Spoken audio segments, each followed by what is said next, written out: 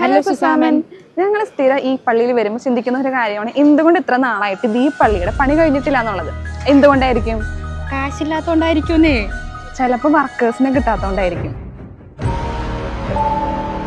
ഈ പള്ളിയുടെ പണി സ്റ്റാർട്ട് ചെയ്തപ്പോൾ എല്ലാവരും അനാവശ്യമായിട്ടുള്ള വീഴ്ചകൾ സംഭവിച്ചു. അതുകൊണ്ടാണ് ഈ പള്ളി ഇപ്പോഴും പണി തീരാണ്ട് നിൽക്കുന്നതെന്നാണ് പറയപ്പെടുന്നത്. അതുപോലെ തന്നെ ഈ പള്ളിയുടെ പണി പലപ്പോഴായി റീസ്റ്റാർട്ട് ചെയ്തപ്പോൾ ഒരുപാട് വർക്കേഴ്സ് ദുരൂഹമായിട്ട് ഇവിടെ മരണപ്പെടുകയുണ്ടായി. 40th സെഞ്ചുറിയിൽ പ്ലേഗ് എന്ന് പറഞ്ഞിട്ടുള്ള ഒരു പാൻഡമിക് വന്നപ്പോൾ ഈ പള്ളി താൽക്കാലികമായിട്ട് ഒരു ഹോസ്പിറ്റലായിട്ട് ഷിഫ്റ്റ് ചെയ്തിരുന്നു.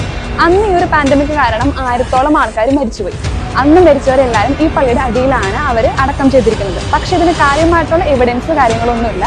എനിവേ, ഇതിനെയാണ് ബ്ലാക്ക് ഡെത്ത് എന്ന് പറയുന്നത്. പള്ളിയുടെ പല ഭാഗത്തായിട്ടും ഇങ്ങനെ പേടിപ്പെടുത്തുന്ന രൂപങ്ങൾ നമുക്ക് കാണാൻ പറ്റും. പക്ഷേ ഇത് നമ്മുടെ പള്ളിയെ ദുഷ്ടശക്തികളിൽ നിന്ന് സംരക്ഷിക്കുന്നു എന്നാണ് പരമ്പരാഗതമായിട്ട് ഇവർ വിശ്വസിച്ചു പോകുന്നത്.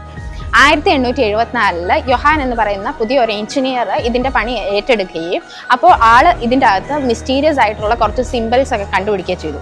ആൾ അതിനെക്കുറിച്ച് അന്വേഷിക്കാൻ തുടങ്ങിയപ്പോൾ ആൾക്ക് ഇതിൻ്റെ അകത്തുനിന്ന് ദുരൂഹമായിട്ടുള്ള സൗണ്ട്സ് ഒക്കെ കേൾക്കാൻ തുടങ്ങി.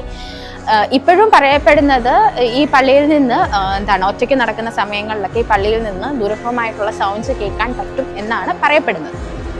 ഈ പള്ളിയുടെ പണി ഇതുവരെ കംപ്ലീറ്റ് ചെയ്തിട്ടില്ല. പക്ഷേ ഇനി തീരുവോന്നും ചാൻസും നമുക്ക് ഉറപ്പ് പറയാൻ പറ്റില്ല. കാരണം എന്താണെന്ന് വെച്ചാൽ ഈ പള്ളി പണി പൂർത്തിയായി കഴിഞ്ഞാൽ ഒരുപാട് നാശങ്ങളിലേക്കാണ് അത് പോകുന്നതെന്നാണ് ഇവിടെയുള്ളവർ വിശ്വസിക്കുന്നത്. അതുകൊണ്ട് സ്വാഭാവികമായിട്ട് ഈ പള്ളി പണി തീരാൻ ചാൻസ് കുറവാണ്. അപ്പൊ ഇന്നത്തെ വീഡിയോ എത്രയുള്ള അടുത്ത വീഡിയോ കാണുന്നവരേക്കും